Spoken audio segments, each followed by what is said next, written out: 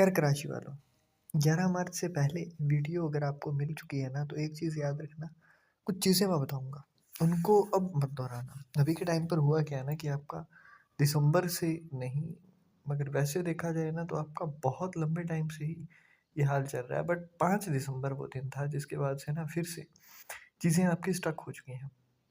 खर्चे बढ़ते जा रहे हैं, ढंग से सुकून है नहीं लाइफ के अंदर, पैसे जो हैं वो कुछ लोगों के आपके बीमारियों पर लग रहे होंगे। मतलब किसी ना किसी तरीके से ना खर्चा आता जा रहा है।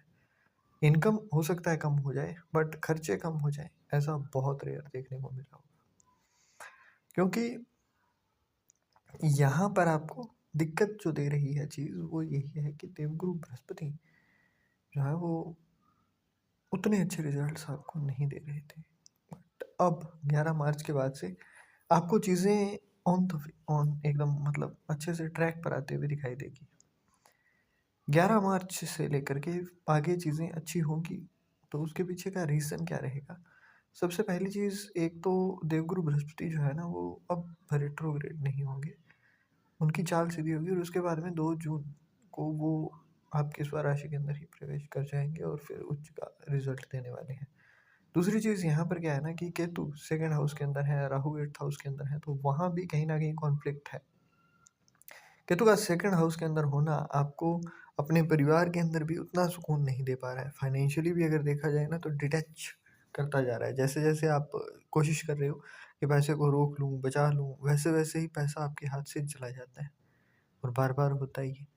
सेम 9th हाउस के अंदर शनिदेव हैं, तो वो भी कहीं न कहीं डिले कर रहे हैं।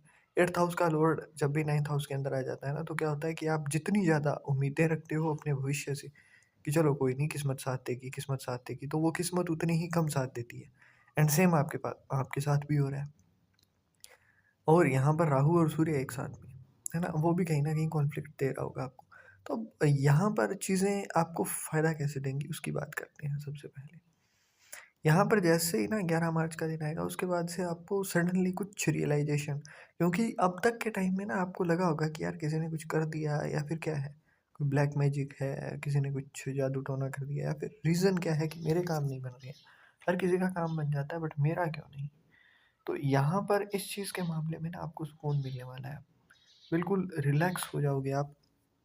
दूसरी चीज़, फर्स्ट हाउस से क्या होता है ना कि 5th, 7th और 9th एस्पेक्ट जो है वो आपकी लक को, आपके सडन गेन्स को, आपकी एजुकेशन को, आपके अंदर जो क्रिएटिविटी है उसको बाहर लेकर आएगी। आपका लक जो है, लक फैक्टर जो है वो और भी ज़्यादा मजबूत होता हुआ यहाँ पर दिखाई देगा। एंसेस्ट्रल की आपको जितना ज़्यादा हो सके अगर आप ले सको उनकी कृपा, तो लेना आपको है कैसे?